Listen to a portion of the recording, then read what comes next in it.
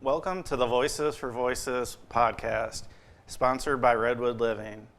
Thank you for joining us today. I am Justin Allen Hayes, founder and executive director of Voices for Voices, host, and Humanitarian. You can learn more about Voices for Voices on our Instagram, Facebook, YouTube, and our website, voicesforvoices.org. Voices for Voices is a 501c3 nonprofit charity organization that survives solely on donations. So if you're able to, please consider heading over to voicesforvoices.org to help us continue our mission and the goal and dream to help 3 billion people over the course of my lifetime and beyond. Or you can also send a donation to the mailing address of Voices for Voices at 2388 Beckett Circle, Stowe, Ohio 44224. Are you or somebody you know looking for a volunteer opportunity? You can reach out to us today via our email at president@voicesforvoices.org. I founded Voices for Voices to provide a platform for folks to share their stories with others as we work to break the stigma around mental health, accessibility, and disabilities, helping people get the help they need while also helping them either prepare or transition into the workforce with the Voices for Voices Career Center, where we connect talent with opportunity for both job seekers and employers from coast to coast and in every industry and job level. Today, we are grateful and thankful to be joined by Lewis Fields. As with all of our guests here on the Voices for Voices podcast, we are truly voices for voices. And no matter where somebody has come from, we've all been through something, and we all find a way to work through that and come on the other end.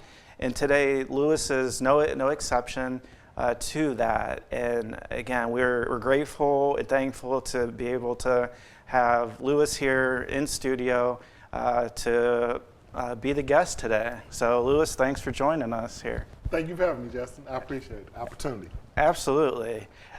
So for our listeners, viewers, our readers, you have a little bit of a unique story of kind of coming from somewhere, working through things, and to where you are today. So maybe you can just maybe level set of what some of those times were, and we can go from there.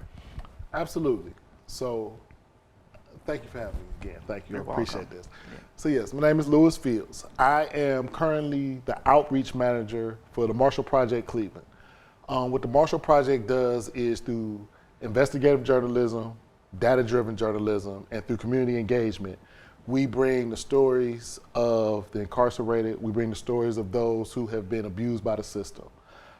It is my job to bring the community and the journalists together and to tell those stories so that we're effective and we're efficient. We also have a magazine. The magazine is called News Inside. This magazine goes directly into the prisons. The magazine deals with prison stories, with the trials and tribulations that families go through of the incarcerated. It's very meaningful work. It's very rewarding work. It's work that I was really formed to do. My story and my journey has been tumultuous. It has also been rewarding. I was born and raised in Cleveland, Ohio. Did most of my upbringing in Cleveland Heights. While I was growing up, my mother would lose her eyesight. My father, my mother were living together. They would be divorced. All these things were things that we would consider bad. but I look at them as the best things that can happen to a kid. Through my adversity of me growing up was what shaped me, it's what formed me.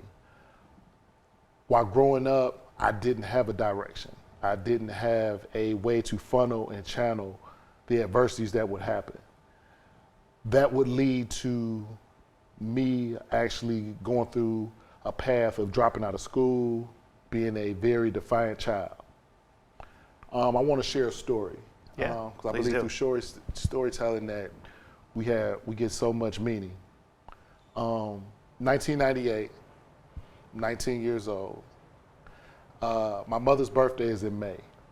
So for her birthday, we took her to Red Lobster. Her birthday and Mother's Day falls like within the same week. So at this point in my life, I'm at a point of I'm completely out of control. I know this. I'm using drugs. I'm rebellious to God. I have no direction. I've dropped out in the 8th grade. I'm aimlessly just running through life. So at Red Lobster, of course, because it's Mother's Day Sunday, it's crowded. It is packed. It's me, my mother, one of her best friends, a couple other friends. It's like a party of 8 or 9. So when we get there, after we've waited for a table and we're frustrated, I'm frustrated, my mother's frustrated, we get seated. The service is terrible. They're ignoring us. While all this is going on inside of me though, I know that it's my responsibility to do something about it. Unfortunately, I don't have the skills, I don't have the knowledge, I don't have the understanding or comprehension of what I should do. The way I handled that situation was, I got up from the table, I cursed everybody out at the table, blamed them, including my mother. I cursed everybody at the table. I left the restaurant, stormed out, and I went to smoke weed. That to this day is still the lowest point in my life. That is when I knew I had no value. I had nothing to bring to life. And I really was like, I was suicidal at that point. So my mental health was spinning out of control. That was in May. A few months later, I would be arrested for killing a man and be given a sentence of 15 years to life in prison. So as I was spiraling out of control, there was this death that was over me. This death of identity, this death of me as a man, me as a son, me as a citizen. In prison, I would find life. And what I want to talk about today is how we live through death. I apologize to any victims that I have. I apologize to the victim of my crime and his family. I am in no way using that situation to try to prove a point or to try to make light of. Taking somebody's life is very serious. I absolutely wanted to take my own life.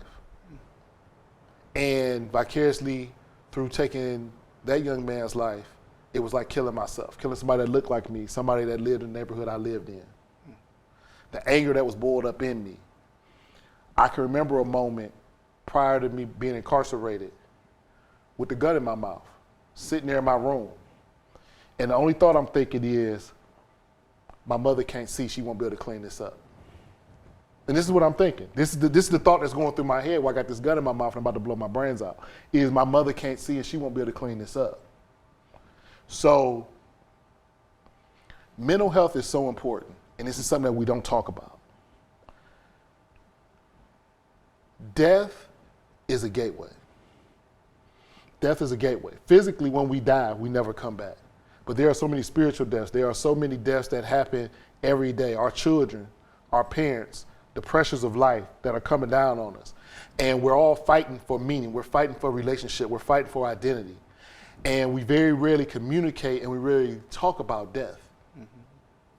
So once I committed my crime, took this man's life, ruined his family, ruined my neighborhood, ruined my family's reputation in the neighborhood, destroyed so much, I was incarcerated in the Ohio Department of Rehabilitation and Corrections in Ohio. I was given a sentence of 15 years to life. While incarcerated, I took on the mindset of that death still continuing in me. I had determined that I was going to die in prison. It didn't matter anyway. So I took on every negative behavior you could in prison, up until the point where in 2002, I would be caught with a prison knife. And when I got caught with that knife, they would charge me with outside crime. So I was in prison doing life, and then had an outside charge for having a weapon applied to me, and was facing another double-digit sentence while incarcerated. It was the best morning of my life. I was in Lake Erie Correctional Institution. Because of my behavior, my level status in prisons, they judge by your ability to wreak havoc and do harm, what security level. My security level will be raised. I will end up in Lucasville, famous Southern Ohio Correctional Facility. In Lucasville, because I was in solitary confinement for 24 hours, I was in this cage by myself. In this cage, I would find myself. The Lord would use this cage as a detox. This would be how I would become myself, because I had nothing to hide behind. There was no more gambling, there was no more drugs, there was no more lying, manipulating. I wasn't getting visits. It was just me and the Lord. And the Lord would use this cage to mold me. He would use this cage to show me that this is not who you are. This sounds crazy. I've been in prison for a few years already. I got incarcerated in 1998. This was in 2002. This was the first time I realized I was in prison. This is when I woke up and I was in jail, and I'm like, what have I done in my life? Like, who am I? And it was like looking at myself and not knowing myself. So from there, I would work my way down through the security, and I was able to be out now. So I was still in Lucasville, but now I was able to go into the day rooms, go to recreation, go to the chow hall. And this older brother saw something in me I didn't see in myself. And he brought me books. He would bring me these books, and I would try to read them, and I couldn't understand them. I couldn't understand what he was bringing me. He was bringing me stuff by like Plato. He was bringing me stuff by Marcus Aurelius. He was bringing me these books, and I'm like, what is this? So I would always bring it back, and I'm like, it's boring. I can't read it. And one day he just told me after about 3 or 4 books, he said, you're illiterate, man, you can't read. And I'm like, what? I'm like, I can read. What do you mean I can't read? He said, you can't read. He said, it's not that the book is boring, it's because you don't understand the content and the material, because you don't have the vocabulary to understand what the words are saying. So since you can't understand what the words are saying, you don't understand the meaning, so you have no interest in it. It's like a foreign language. I'm like, what? And I'm like, I can read. He's like, no, you can't read. And I found out I was like functionally illiterate. I dropped out when I was in 8th grade. So he would give me an autobiography. He would give me the autobiography of Malcolm X. So through that, he said, I'm gonna start giving you autobiographies. He said, they're stories, but they're real. Mm-hmm. And he started teaching me about the importance of reading nonfiction. I haven't read fiction since then. Nothing against fiction, anybody that writes fiction, I'm sure great storytelling, but I haven't. And he taught me the importance of politics, and the importance of war, and the importance of philosophy, the importance of communication. And he became my first mentor. I had never had a mentor before. I didn't know what that meant. So over the course of this training, and I'm reading, and I'm getting this love for reading now, and my vocabulary is improving, and I'm going to get the dictionary. This is a classic prison tale. Everybody in prison, this is how we start. We go get the dictionary, and we look up words, we'll get the encyclopedia. So our guys get out of prison, we know so much about everything. We got a lot of Jeopardy information. So as this time and I'm building, now I get my status lowered again. So now I go down to a level 3 institution. When I'm at this level 3 institution, I've changed. And I went back to what they call your parent institution. My first institution when I arrived into the penal system in 1999, when I went from the county jail in Cuyahoga County to the ODRC's custody, was Trumbull. So they sent me back to Trumbull, back to TCI. And so still guys there. And they saw me and it's like, you different. Like something's happened. Like you're different. Like you're not the same person. And what it was, I didn't have the same thoughts. See, your thoughts make up who you are or who you see yourself to be, because your perception of your reality is in your mind. So I saw myself as different. So I moved different. I talked different. I was in different areas. So they saw me as different. From there, I would continue to study. I would continue to read. And I was at a point in my life where all I wanted to do was just not get in trouble. I still wasn't really fully changed. I didn't want to get in trouble again. I had been in trouble. I knew what trouble looked like. I didn't want to go back to Lucasville. I didn't want to really go back to the hole. So my behavior improved. And then in 2007, I believe it was, I could be wrong about the year. I'm bad with years. within the same month, my nephew Seth was born, and my grandfather died. That was like this, I call them burning bush moments, like what Moses had. It was this burning bush, the Lord was trying to show me something. And at this point, I was an atheist. I still did not believe in the Lord. I believed in knowledge, I believed in reading. I didn't believe in God. I was the main opponent of God because I couldn't believe in a God that would take my mother's vision when I was a kid. I hated God. I couldn't believe in a God that would break up my family. I didn't believe in a God that would show me a father that would be hitting my mother, abusing my mother, and still be my hero and destroying our family. And I blamed that all on God. So I hated God. But God was like calling me to like this responsibility. He was calling me this responsibility and showing me life and death, in this life and this death. So I'm still on this path of me wanting to die, me taking this man's life, me experiencing my grandfather's death, because this was the first person that had died since I was incarcerated that I actually lived with, that I was around every day, that I actually functioned with. And everybody was like, oh, Aunt Mary died. I ain't seen Aunt Mary in 18 years. I don't know who Aunt Mary is anymore. So it's no disrespect, but it doesn't feel the same. This was the first person that I was around every day and interacted with. He passed away. Patriarch of the family. And also, I have no children. So my younger sister, birthing our first like child of us, this is my nephew, there was this responsibility to I don't want him to be the person I am. I don't want him to be the person I am. And I started understanding something about death. The reason why we live and the reason why we experience these interactions is that when we die and we leave physically, it's not just the physical, it's our spirit, it's almost everything that we meant to society that leaves. And that's why we live.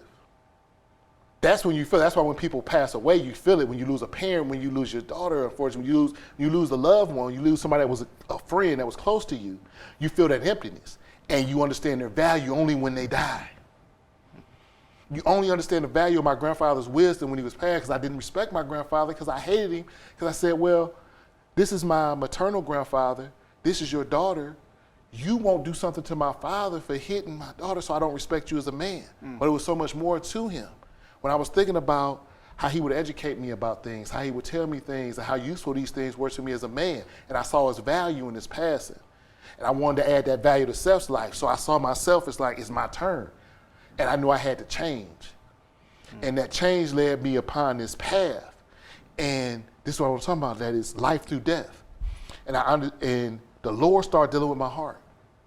The Lord started dealing with my heart because I started having this foreboding fear of death. I had this foreboding fear of death and also of right and wrong. So there's a program called Kairos that's ran in Ohio prisons.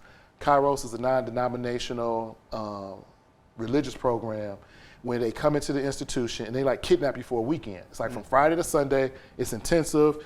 You get up at 7 in the morning on Saturday, you're there all day. You get up at 7 in the morning on Sunday, you're there all day. Somebody signed me up for it. I don't know why, but it's the Lord. We know, it's divine promise. So I said, I'll go. They give you all these cookies and stuff. I'm I'll go. So this was the first time this weekend, this is another burning bush moment. For a whole weekend, I didn't see anybody argue. I come from a very violent background. Prison is a very violent place. It's a very aggressive place. I've always seen people argue. I'm an arguer. People always argue.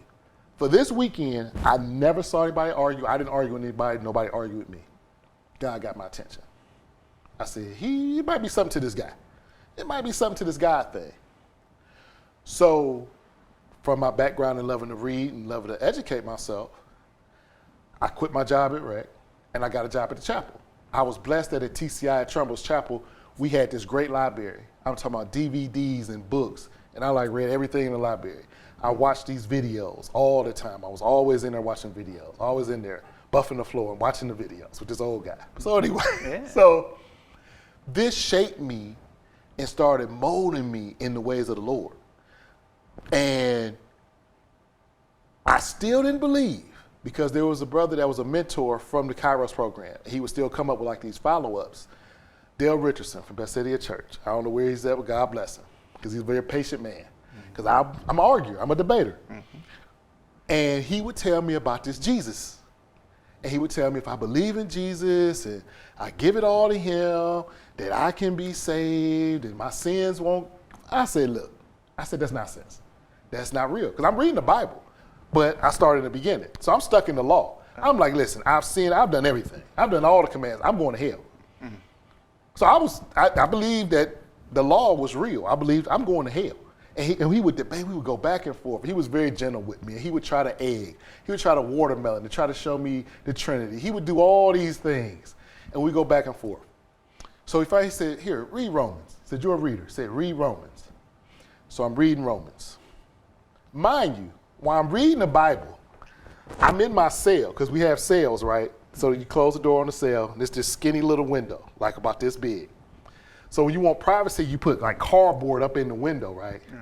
So when I would read my Bible to hide from my friends, because remember I'm atheist, I'm still not out. I'm not out that I'm a Christian, that I believe in the Bible.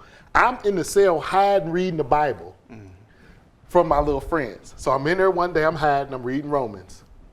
I get to Romans chapter 4. I get into Romans chapter 5. Something starts to happen. The Lord says, well, the first man, Adam, fell and brought sin and death. And that's what he said. And you believe that. You wasn't there. You didn't sin after the similitude of Adam. But I'm telling you, the second man, who is Christ, who is better, he came, he died, and he brought life. Why don't you believe that? Still by faith. And it was like, eureka. I was a Christian. From that moment on, in that room, crying, bust out crying, hidden behind the door from my little friends, my evil so-called friends, so I don't want them to see me reading the Bible. Life was forever changed. Mindset was forever changed. The perspective I would see myself, see the world, see my family, see my community was forever changed.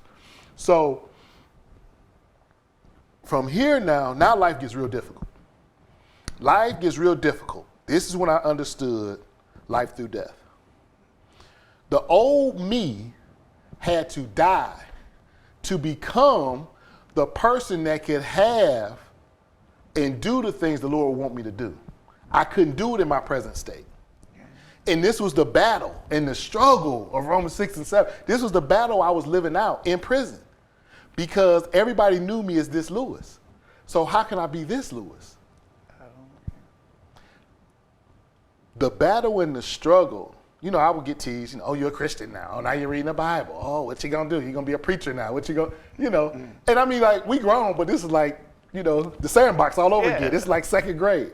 So it was nothing but God that gave me the courage and fortitude to be able to overcome that and take that with grace. I know, because I know me. I know the old me. I know who I am. There was never an incident. There's no story behind that, the transition. So I had made this decision to study and want to figure out who is this guy? How does this thing work? From there, I would be transferred because I was being on my best behavior. I would be transferred down to a level 2. This is where I started with Lake Erie. So I would be trusted with the freedoms that happens in a level 2. You have 5, 4, 3, 2, 1. Okay. The lower you get in levels, the closer you get to level 1 means you're going home. Okay. So now in this level 2, I'm back in a situation where now I've been given more freedom to have more opportunity to be connected to the world. Mm-hmm. There's this stigma with guys that's in level 3 and level 4, because these are your hardened criminals. These are your older guys, murder cases, rape cases, some of the most notorious things that have happened. And it's not that they're the worst people, it's their thinking has brought them there, or their lack of ability and skill to be able to do well. It was always this fear of lowering your security, because see, in a lower security, you're usually on the dorm now. We were in cells, we were in these cages. Okay. We found all this safety in these cages, hiding in these cages, living with a toilet, a bunk bed, and a little cabinet. Mm-hmm. You and another guy, we would be in here, this would be the cell, and we living in this bathroom. And you got guys been in these bathrooms for 18 years, same bathroom. 20 years, same bathroom, okay? Mm-hmm. And it's this fear to go like to level 2. I'm like, oh, you gonna leave the plantation again? Uh-huh. Well, Lewis, you messed up last time. Last time you going again? I said, I gotta go. Like, I realized there was an opportunity, I missed it. I get it now, I wanna go to level 2. I need to be, I'm not this person anymore. So I would ride out, I wanna go to Richland. I wanted to go to Richland, which is in Mansfield. I wanted to go to Richland because I heard they had good basketball. I'm still a lover of basketball. I can't see it now, I'm a little chunky. I was a lot thinner then. I wanted to go to Richland so I could run up and down and play basketball all day. Thank God I didn't go to Richland. I didn't even put Marion on the paper, Marion Correctional.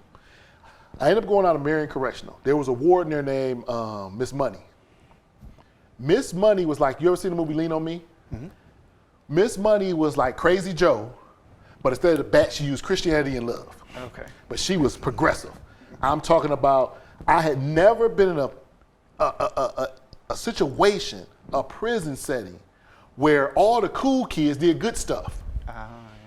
All the cool kids did good stuff. And I would see everybody, I'm like, oh, wow, like, I can be, it was an environment to become the person I needed to be at the right time. Yeah. Life is about timing. So the death that I needed to happen to the old man was made, space was made available in Marion to do that without shame, to do that. And it didn't take a lot of courage. It was a very easy push. The Lord blessed me with that grace.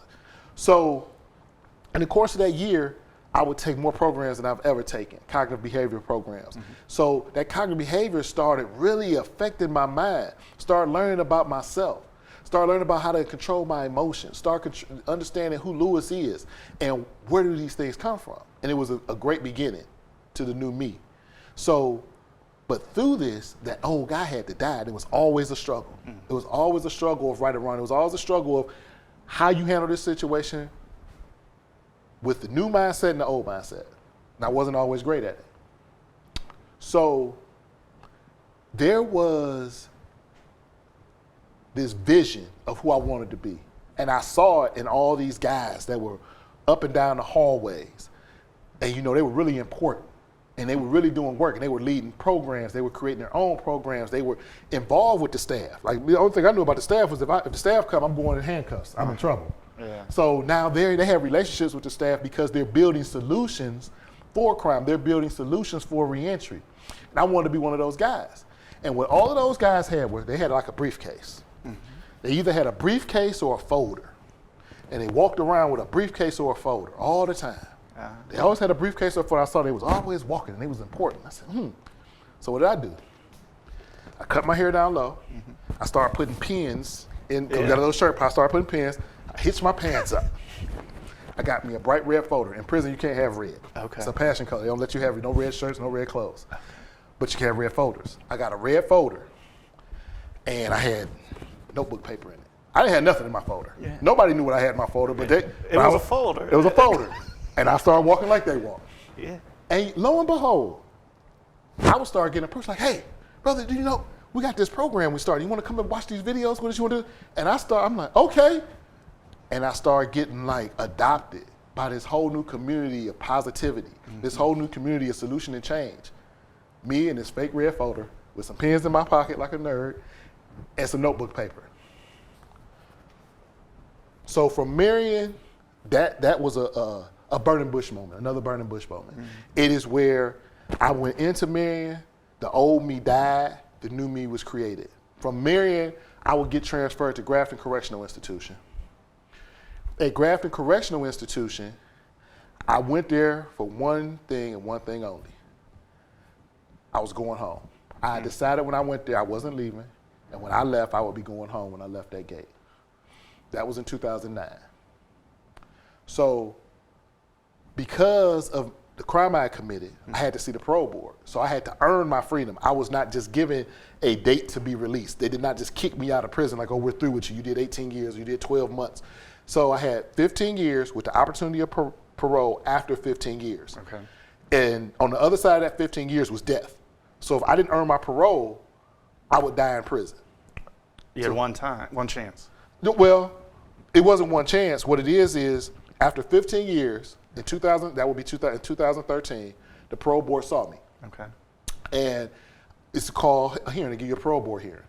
So what you do is you have an opportunity to bring whatever you have done to show your growth and change, whatever family or community support you have, you get to present your case of why you should be released. In 2013, I had my first hearing in Grafton. I had taken programs, I was there, I was changing, I was doing some positive things.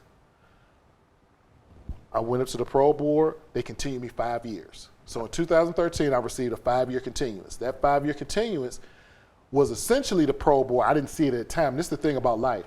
You never know anything you know in time. It's always in reflection.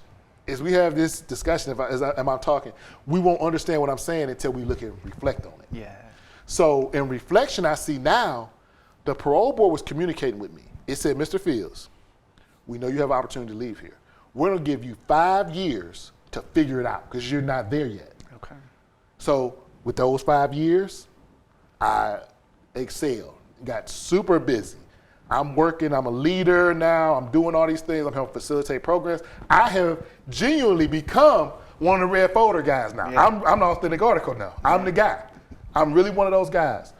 Through all this time, the Lord would always give me mentors. These mentors would come into my life, I would follow them around, they would get a parole, they would leave, they would go. They would come and go, always under mentorship. My father was sick. My father had gotten sick. My father was in my life. My father had gotten sick. He had MS, and turned out he had undiagnosed mental health. He was bipolar. This explains a lot about the volatility of my childhood now. But nobody talked about the stigma of mental health in the 80s and 70s. So, got diagnosed. He had lost the use of his limbs, and I knew he was dying. There's no doubt in my mind he was dying. And I had this great passion that I would get this parole. In 2018, it was my time. I was gonna go home, I was gonna take care of my dad. So I got there in 2018, I had like this many papers. I had letters, papers, all types of recommendations. I turned it into the parole board. I went, I had the hearing, I sat in the seat, and we talked, we spoke. They gave me a 3-year continuance. No. So 2013, I got a 5-year continuance. They said, I'm not ready. 2018, I got a 3-year continuance. They said, Lewis, you're still not ready. I knew what that continuance meant, though. I knew that continuance meant I would never see my father alive. So when I got that continuance, I was at what they called a reintegration camp, which is the best place to be when you're in prison. That means I'm at level 1 now. So remember, we go back. Yeah. I've gone from, in prison, killing somebody, Lake Erie, getting caught a knife, outside case, Lucasville, walking. I'm at the creme de la creme, okay? Okay, we had a TV channel in prison, okay? I've made a sports show that was recorded. Like I'm at the mecca of where you want to be if you got to be in prison. When I got that continuance, I made a decision. I said, Lewis, you have taken every program you can take. Yeah. You have done everything you can do. And my last mentor went home. I got the time in April, he went home that month before. And I was looking for, because this was my habit, from Lucasville up, I would have a mentor. I was like a little duck. I'm looking for the next mentor. I'm looking for the next guy to take the pebble out of his hand. I couldn't find anybody. And I'm out on the yard, I'm walking, I'm talking to the Lord, and it's just me and him. He said, it's your turn. You up. You need the mentor now. There is no mentor for you now. Okay. You have changed. You have went the old man to the new man. You're strong enough. You're wise enough. And I'm like, wow. Now remember, I just got this 3-year continuance. Yeah. So off this 3-year continuance, family very disappointed. I could feel it because the difference in this continuance and the last one was they knew I was changing. It felt like it was almost there. Like you could feel the energy, like he's gonna actually come home from out of this death. He's gonna actually come back to us, reborn. And it's like 3 more years. And I was mad. Yeah. Because I knew in my heart, I was supposed to help people. I was supposed to help kids. I was supposed to find kids that were like me, that were confused, and help them. And I told the parole board that. Yeah. I told them I was going to do that. And God said, do it. I'm like, what? I just got 3 years. I ain't going to be out to do that. I ain't going to be at home to do that. The answer came back, do it, Lewis. I'm like, do it. And that's not realized. You don't need anybody else to lead you. You need now to take control of your own life, and you need to develop systems for others. So I did the opposite of what anybody would think made sense. I chose to go from a level 1 reentry institution to a level 2. I went back up in levels on purpose. I went back into so it's 2 sides to Grafton. We call it the walls and the camp. So I went from the camp to the walls, the more stringent, the cells and whatnot. Why did I do that though? I knew in level 2, I would have freedom of time. I understood time. I would have freedom of time to design my own plans. At the camp, I was so engaged with working for others and being a leader with so much expectation every day, I never had time to do that. And it was enough. I had outgrew prison. It was time now for me to develop something different. It was a new level. And when I went back in, the only mission was to figure it out, And it hit me watching Batman. Crazy of all things. I love Batman. The Batman where he gets thrown into the cave with Bane. I don't know if you're familiar with it, with Batman. The one with Bane, the Batman with Bane. When he got thrown into the cave, Batman got thrown into prison because he was a criminal. Batman, the movie has justice to it. He had lied, they had the Harvey Dent Act, and they had put all these guys in prison under a false pretense. So he had to go to prison, he had to pay. Bane threw him in this cave. It was supposed to be the worst prison on earth and all this, and nobody escaped but one person, a kid. So while Batman was in prison, he was broken. He was in the cage, and I saw myself in Batman, because I love Batman. And I said, he's a criminal. And I'm like, Batman gonna get out of this. I know he is, because he's Batman. He got to. I mean, the movie came in with him in jail. And his back was broken. He came into jail broken. And I saw I was broken. But he kept working and working. He had mentors. He had this doctor was helping him, was talking. He was getting information while he was in this cave as to how to get out. That's all he knew was how to get out. And the guy said, why don't you just die? And he said, I'm not supposed to die here. And I knew I had that same feeling. And I was relating through this movie, through Batman. So the only way to escape from this prison was you would climb up this wall. It's this big tunnel, this hole, and this would be light up there. You would climb up the wall, you would get to this certain ledge, and then you have to make this leap. You would have to make this jump and catch on. If you catch on, you climb up, and the things you're supposed to throw the rope back down and release everybody else. I saw myself in there. I said, Lewis, you the example. You got to work your way out of this, and you got to tell these people you going home. Not just guessing. There's no more guessing. You got to tell them you going home in 2021. Yeah. Because you have to be the example, and that is part of your parole. One of the criteria is your release. How will your release affect your peers? That is part of the criteria for parole, and I understand why it's there. Yeah. I said, look, you have to be an example of excellence in here. So Batman tried. He tied the rope up, had his little bag of stuff, because he was going to get out. So he was ready. He had his little bag. He tied this rope on. He jumped. He missed, and you hear, oh, boom, crack, and his back, and he would fall. Because he had the safety rope. You had the safety rope because you didn't want to die. Yeah. God forbid you don't want to die now. You want to go to jail, but you don't want to die. Remember, we were talking about death. Death through life. Life through death, I'm sorry. So he would try it again. He would try a couple of times. Batman would try in this movie. And every time he tried, I'm in this movie. I'm crying during the movie. I'm trying not to cry now. So I knew he was going to get out. And I'm seeing all this, and it's just this imagery, and I'm seeing my life. I said, oh, my God. So he got to get out. And finally, he got the answer. He said, I thought somebody did make it. I said, nobody can make that jump. I said, that jump was made in desperation. That jump was made because their life was on the line. When the child jumped and escaped from the cave, the child didn't have a rope on. The rope represented safety. The rope represented there'll be another chance. The rope represented, Lewis, if you go get 2 years, it'll be okay, you'll come back. And I said, oh my God, that's it. You got to jump without the rope.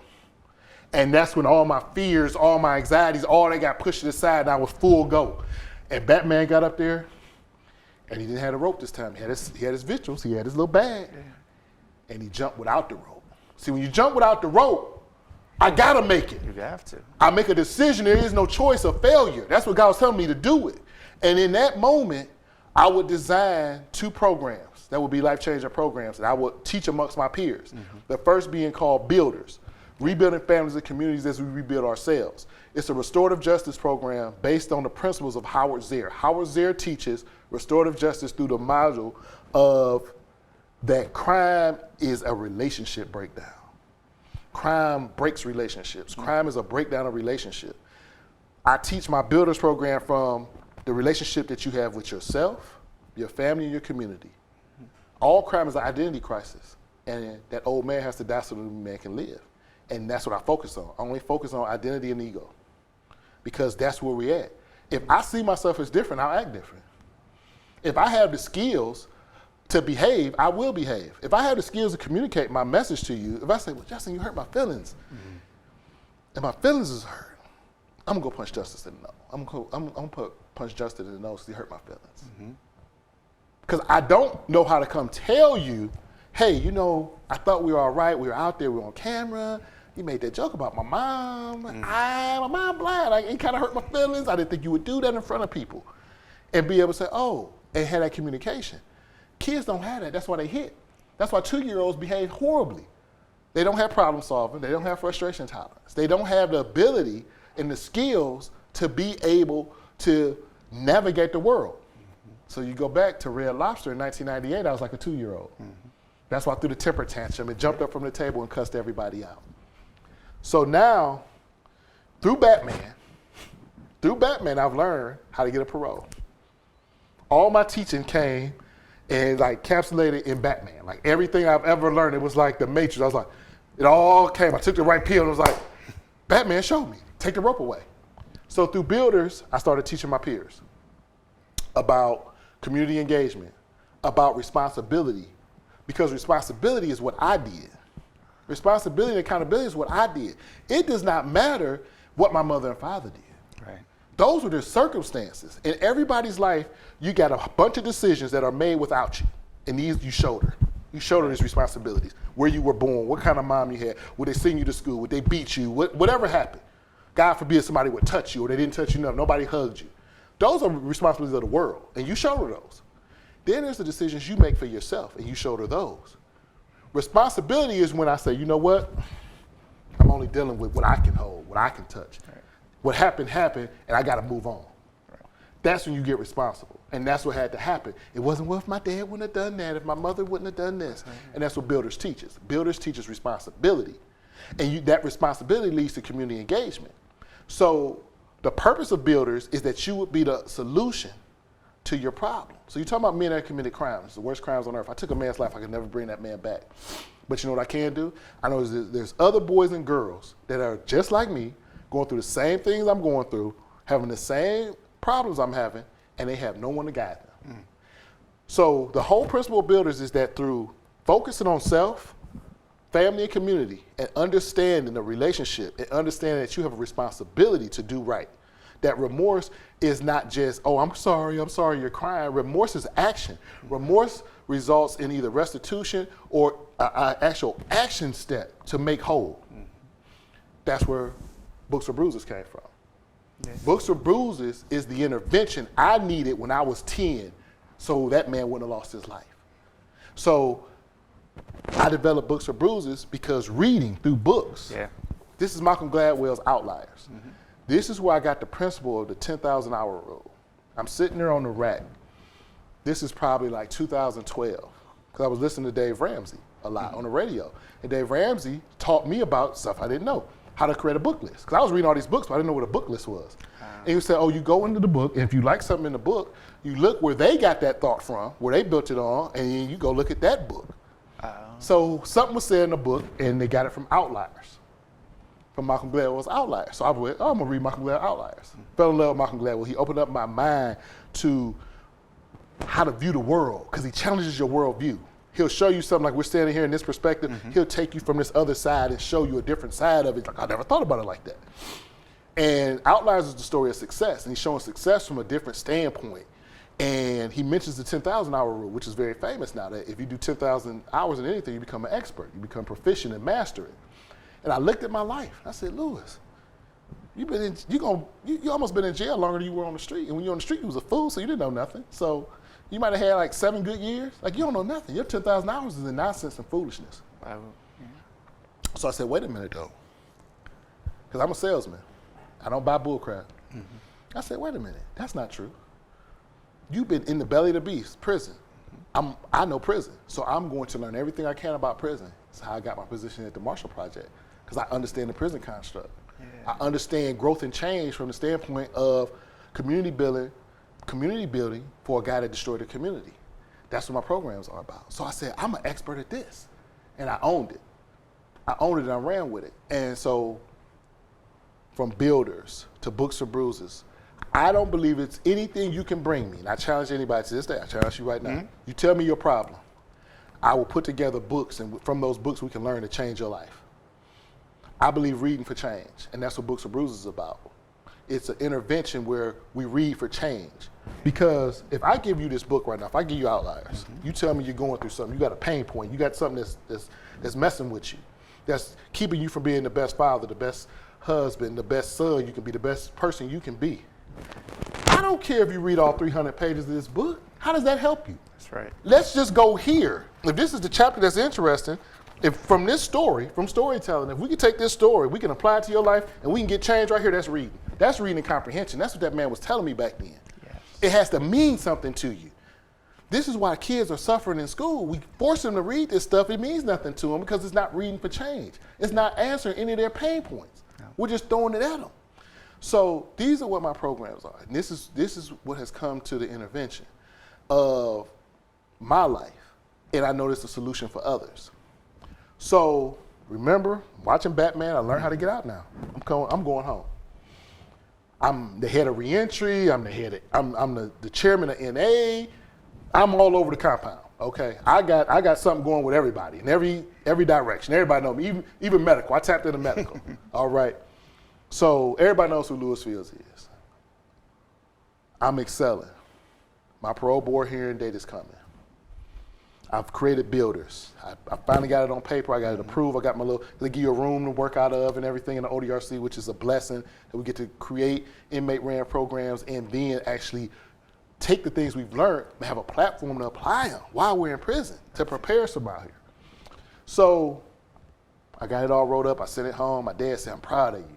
One of the first times he ever said he's proud of me. 60 days later, he would die. I knew I wasn't gonna see him no way. I knew it.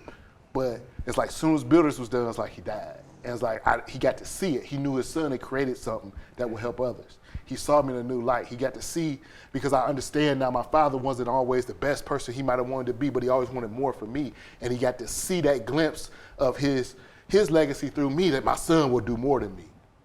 And I think he left. So through that death, it was life, because it's like now, daddy ain't there. So now it's really like, it's you. It's you. You grown now. You grown. You got to figure out. You got your program. You got to figure it out. This is the next leg of the journey. You got a parole to get prepared for. You got to go out here and prove it. I'm moving and grooving. The ODRC allows you to bring in guests. Okay. From the community to prove that you're doing something. It's great. It's brilliant.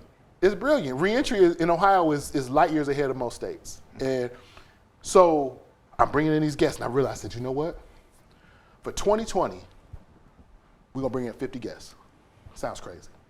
Never been done before. In Grafton. Now, I'm talking about the state. We just dealing with Grafton. Mm-hmm. Me and my partner, Lonzo Queenie. I said, we're going to bring in 50 guests through reentry. So we got all this planned. We got guests lined up every week. Every reentry coalition from Canton, from Cleveland, from Youngstown, we're bringing them in.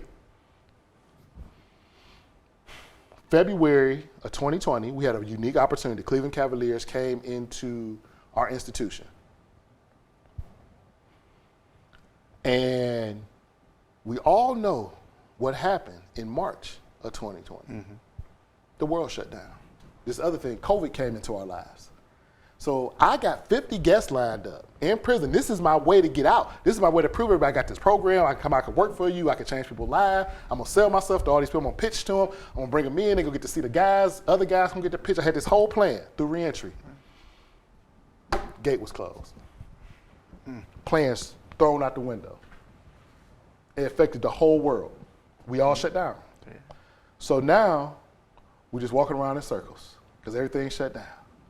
And I'm telling my partner, I said, don't be afraid. I said, the Lord gonna bless us in this. I don't know how yet, because we're screwed. Yeah. We're screwed. We're clearly screwed. Yeah. But I said, there's gonna be a blessing in this. And over time, I'm like, well, we're America. We'll come back in 3 weeks. I'm talking to my program, but the faculty in Grafton that's like over my programs, and they're like, well, Fields, doesn't look like we're gonna come out of this like we think. Because they're knowing stuff I'm not knowing. They're sitting from there like, this might be really serious. And I'm like, what? I'm like, COVID, like, that don't happen to us. That happens to China. We American. We know that. That don't happen here. Yeah. So now we've been locked down for like a month and a half. We've been locked down for like a month and a half. So now I'm like, wow, this is serious. So in the course of me getting these 50 guests in, I got these contacts. So what I started doing was I started calling people and saying, well, it looks like we're going to have to cancel for August. We're going to have to cancel. And all these people who have been so busy, and I was like, it was so hard to find these people. Like this, it was a lot of perseverance in contacting these people because it's not the first time. Right, I'm the master of the cold call. I don't know if you're familiar with Albert Ian Gray, The Common Denominator of Success. Yeah. I read that, the cold call. I said, hey, you know what? This is how it's done. You got to prospect. So I might contact 12, 15, 20 times. So what I started realizing is that these people are at home now. They have time for me. Yeah. I'm getting through on the first time. And then after we talk, they're like, you want to call back? I'm like, oh, I'll call back. Like, yeah, I'm sending emails coming right back. And I'm like, I'm having my sister, she was like my little secretary, my baby sister. I'm like, she texting and it's coming right back. So I'm like, wow. So I said, wow, wait a minute. The Lord said, well, you was going to bring them in here. But remember, I'm ready to put you out here. You go out there to them. And everybody's terrified because this is your business. COVID changed everybody's life. It'll never be the same. So these people, they're terrified of what's going to happen. And I'm preaching hope. So I was able to make these bonds and connections on a personal level that would have never been possible if not for COVID. And this was the blessing in COVID. And I was still able to form these relationships and these bonds to the point where when I went up to my parole board here and I still had the support letters, I had the relationships, but the relationships were on a different level now. They were personal. And they were so personal that the Lord said, you still got to do it. I was able to put on 3 in-person events from prison during COVID. This woman sitting over here, Angela Huggins, was a huge, huge catalyst in that. Right. My beautiful wife, dutiful wife. She was the passion and the fire that pushed me. She was my legs, my arms, my ears, you know. So the ability to do that changed something in me. It was jumping without the rope. It was not having any fear. I would meet a man by the name of Tony Fleming. He would record my growth and change. The story I've given you, this is the very shortened version. It's as wordy as I've been. Got over 12 hours to this about certain situations of my growth and change. Recording that and having that out there on Spotify and Apple with his mental toughness calls. You know, what Mr. Fleming was able to do was to show me myself and show me how important my story was. Yeah. And to be able to hear yourself is like amazing in storytelling and communication and media. So that's my why. Yeah. This is the reason why I do the things I do. It's the reason why I'm so passionate about it. It's the reason why I know reading can change everyone's life, improve vocabulary. Because the thing about change that's so funny is once you change, you realize you're the same person. I'm the same 8-year-old whose feelings used to get hurt. I'm the same fool that showed out at Red Lobster and embarrassed everybody and cursed my mother out. The difference is I have the skill to be the best me. I have the skill to be the Lewis I was meant to be, not the Lewis that sin had shaped. And that through the death of the old me now I live. And that my programs can bring life to others. And this is what it's all about. So I will have my parole board hearing in April of 2021. And I got released. I did it. I got it. I knew I was going home. So the moral and the lesson is you have to recognize the old you. You have to recognize the old mind frame. And you have to put new inputs in.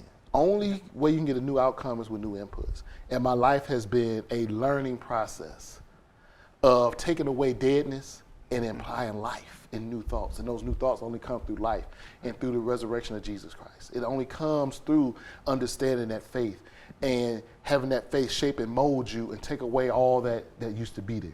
Right. And that's what I hope for the world. And I'm through babbling. No, oh my gosh, that's captivating. I love books, and with my daughter, that's something my wife and I that we try to do. And she's out of daycare, we call it school, and we try to read and just have that time and see from that small age, because that was something that I picked up a little bit later in life. Like, well, I don't want to sit down and read. But then you start hearing, like, well, what makes this individual different? How'd they get to where they got? There's, if there's a spiritual side of thing, somebody believes in God or whatever that is, there's got to be something that takes them up to that 30,000 foot view, and they can look at, okay, I'm getting out of my head, and I'm gonna start looking at what's gonna happen in 6 months and a year. Where am I gonna be? And that, what you laid out was many times of not just looking at today. It's like, okay, whether it's a year or 5 years or one parole board hearing or two, you were taking things like, okay, the next time I come back, so there's going to be some time in between that. What can I do? And you were getting those mentors that were coming along the way, coming and going, and through your through the story, and it got flipped over. It's like, okay, now I'm the mentor. Now I got to be the person. I got to be helping people. I got to be showing them the way. And although our paths are a little bit different, for my mental health story, I had to come to accept that acceptance. And I think that's kind of where you're at, where like the death brings the light. It's like I had to come and I had to believe whatever I was and the things that I have done, the relationships that I wasn't the best at, and times I neglected family, and all these times where I had to accept it. And I had written down, I think, like 128 different things. Wow. And like, I feel guilty that I did this, and I didn't do that. And it was just like, oh my gosh, like here are things that were just like dominoes in my head. And so I had to take a step back and accept it. And then I went into the hospital in one of the psych wards, and in those 5 days I was there were no cell phones. That was, I'll say, the best time, but that was where I hit rock bottom.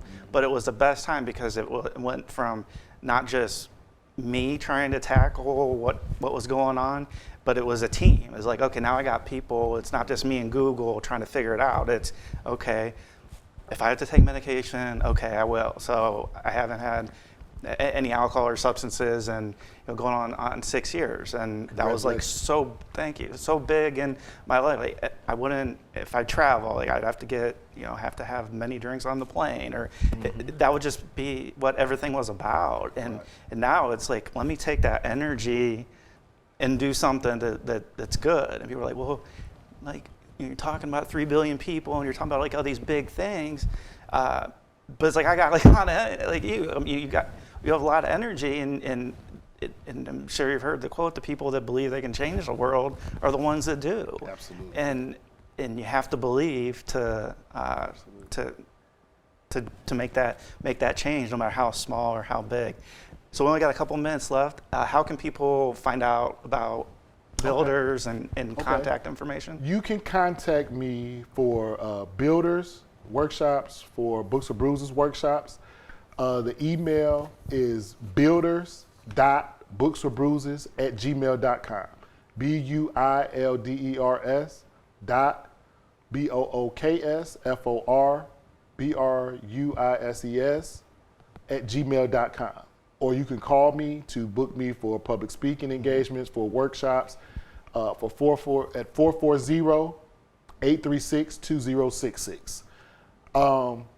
What I do essentially is I take books and I literally beat the shackles off of the mind's eye so that you can see your worth.